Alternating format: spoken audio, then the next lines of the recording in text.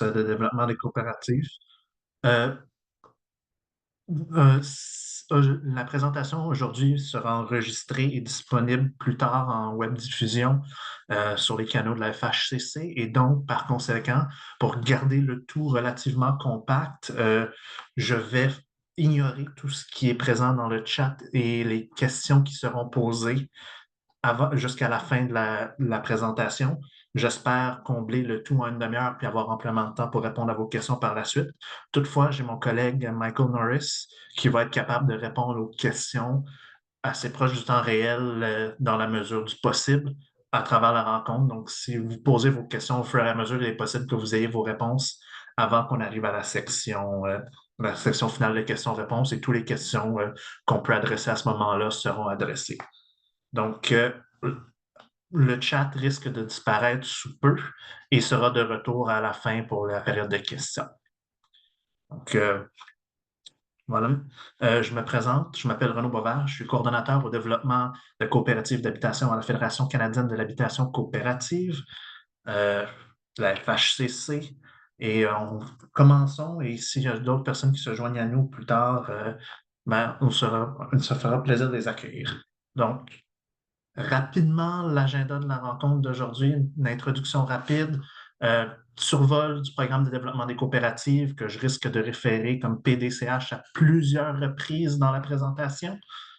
Euh, Présentation des ressources pour le développement et des services offerts par la FHCC. Et on clôt le tout par une période de questions-réponses par la suite.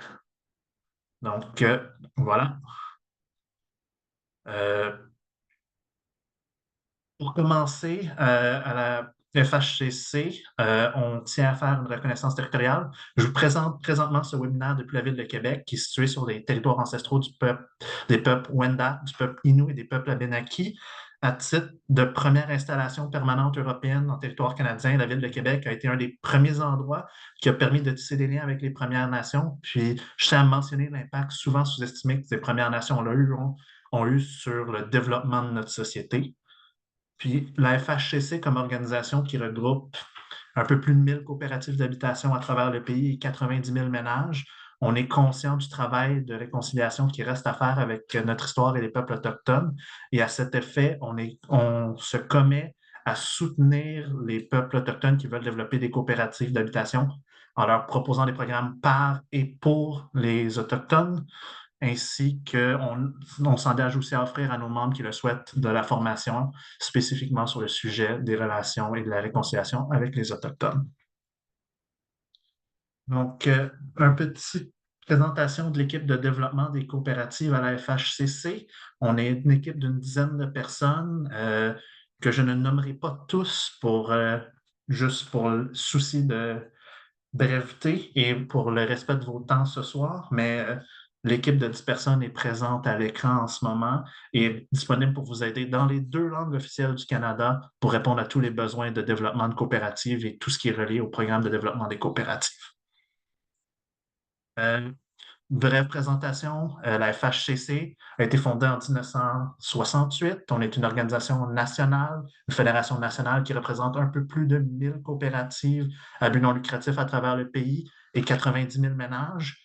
Puis notre mission, c'est d'aider l'épanouissement des coopératives d'habitation en supportant à travers des services d'éducation, de représentation gouvernementale et des services conseils nos membres. Puis notre membrariat est composé de coopératives d'habitation ainsi que de plusieurs organisations qui les supportent, comme des fédérations régionales.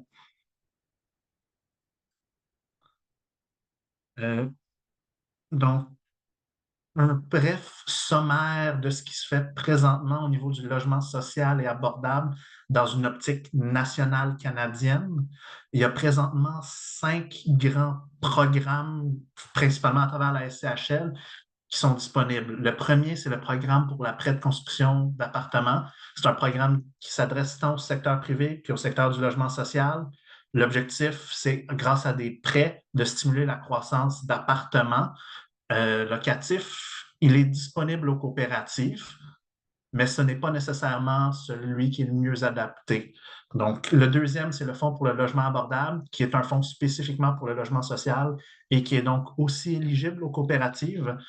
Ça permet à la construction de logements abordables grâce à des prêts comme le précédent programme, mais il y a aussi des subventions pour faciliter la construction du logement abordable. Le troisième programme national de portée nationale, c'est le Fonds pour l'accélération de la construction de logements.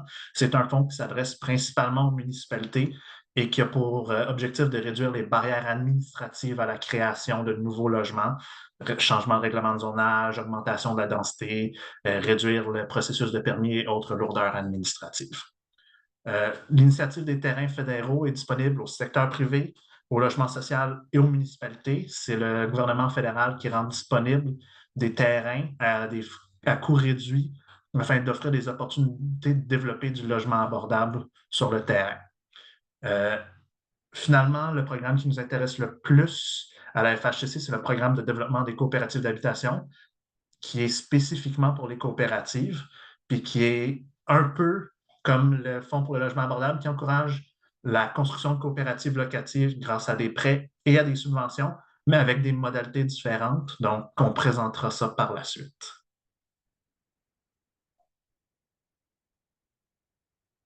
Le programme de développement des coopératives d'habitation, ou le PDCH, est un programme qui a été lancé l'an dernier, en été 2024.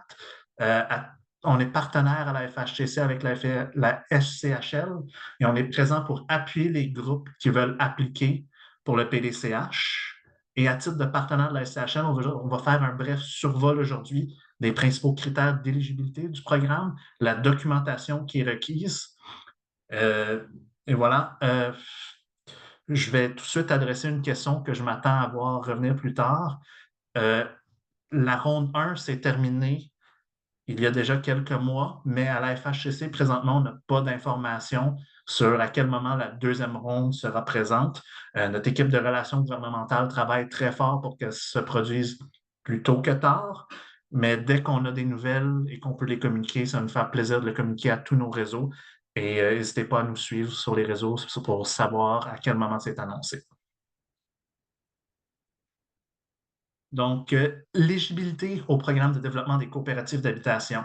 Euh, Sont éligibles les coopératives d'habitation à but non lucratif qui vont développer des logements locatifs pour tout groupe de personnes, et ça inclut les personnes âgées, les coopératives qui visent à servir des étudiants.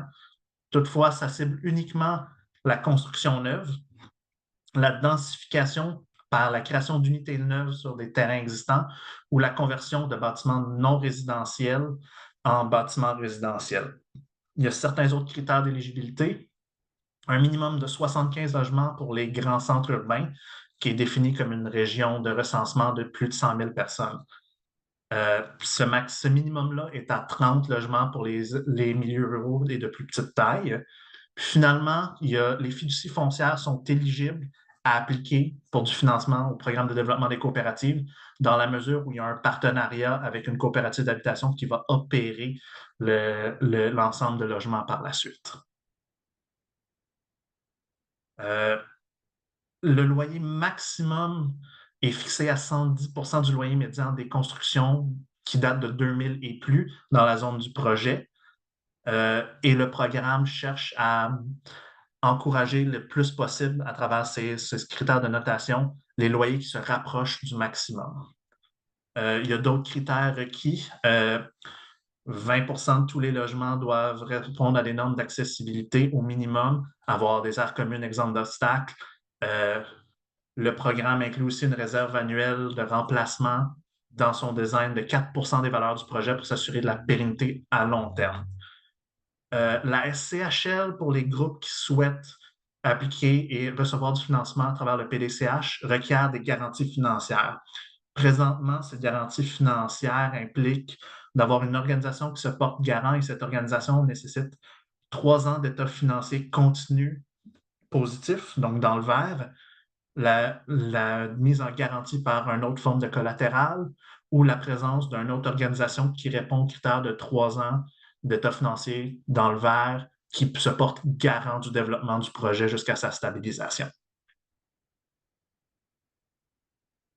Euh, plusieurs documents sont requis dans le cadre d'une soumission au PDCH, preuve qu'on est propriétaire ou qu'on a une entente pour l'acquisition d'un terrain. l'approbation de zonage lorsque pertinent, une attestation pour les critères d'efficacité énergétique de classe 3 minimum selon le code du bâtiment et pour les critères d'accessibilité préalablement mentionnés, une évaluation environnementale du site de phase 1 et un rapport géotechnique aussi. La partie que l'on a vue qui a été très difficile à obtenir pour les groupes qui ont appliqué dans la première fenêtre et l'avant-métrie ou le devis ou l'estimation des coûts de construction de classe B. C'est un document qui est réellement requis et on a vu beaucoup d'applications échouer seulement sur la base du fait qu'il n'y avait pas ce document-là fourni dans la première ronde.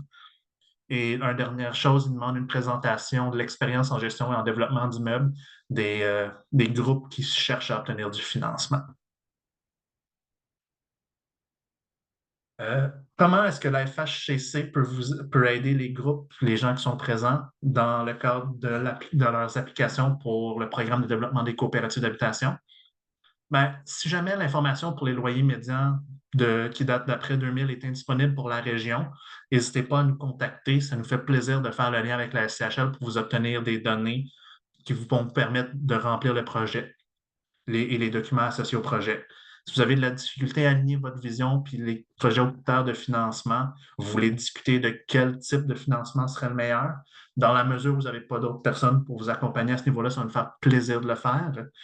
Si vous avez besoin d'aide pour bâtir votre équipe de projet, que ce soit vous recommander qui sont les consultants locaux qu'on connaît comme organisation, ça va nous faire plaisir de vous pointer vers les ressources. Puis s'il y a des complexités en gouvernance et en organisation de rencontres, on sera présent pour vous fournir un soutien dans la mesure où il n'y a pas d'autres organisations ou fédérations régionales qui souhaitent et qui peuvent le faire dans votre région. Donc, on a quelques offres de services au niveau du développement que l'on offre à la FHCC. Les Essentiels du développement, c'est un programme qui souhaite offrir le soutien au groupe de la préviabilité, tout ce qui est jusqu'à l'entente de financement avec la SHL, donc idéation de projet, appui en gouvernance, jusqu'à l'entente de financement. Et le deuxième, c'est ce qu'on appelle le développement avancé, qui est un soutien qui débute en moment où il y a une entente avec la SCHL, puis qui l'amène jusqu'à l'aménagement des futurs membres de la coopérative. Finalement, dans le cadre de notre partenariat avec la SCHL pour le PDCH, les essentiels du développement, donc tout ce qui est l'appui pré-entente de financement avec la SCHL, est offert gratuitement aux groupes qui appliquent pour le programme. Les essentiels du développement, ça inclut 6 grandes composantes: support au comité de projet, la création et le suivi de rapports mensuels que l'on produit à l'interne, l'aide à la planification du projet, l'aide à la planification du pré-développement, l'aide au développement du design, l'aide à trouver les équipes d'architectes. Finalement, tout ce qui est les montages financiers et pro forma, on est là en appui aussi pour les groupes à cet effet. Le volet de développement avancé, c'est encore une fois du support au comité de projet une fois que l'entente est signée avec la SCHL. Il y a de la gestion des parties prenantes et la gestion des suivis où on est en appui, de l'appui au conseil d'administration, des appuis en gouvernance, mise en place d'un plan pour la prise de possession du bâtiment et l'aménagement des futurs membres de la coopérative et l'organisation de l'événement d'ouverture une fois que le tout est construit. On a sur notre site web un formulaire de prise de contact.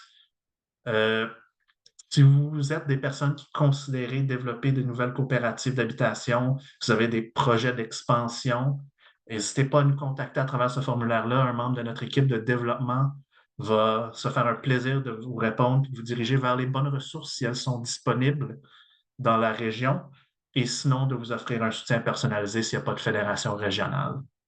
Euh, à titre plus personnel, si vous êtes vous accompagnez des groupes qui ont appliqué dans la ronde 1 ou que vous êtes un groupe qui a appliqué dans la ronde 1, on aimerait ça que vous nous contactiez parce qu'on essaie de mettre en commun et de faire un partage de ce qui a fonctionné pour les groupes de la ronde 1 et ce qui a moins bien marché pour partager l'information avec tous les autres groupes de parties prenantes au Canada.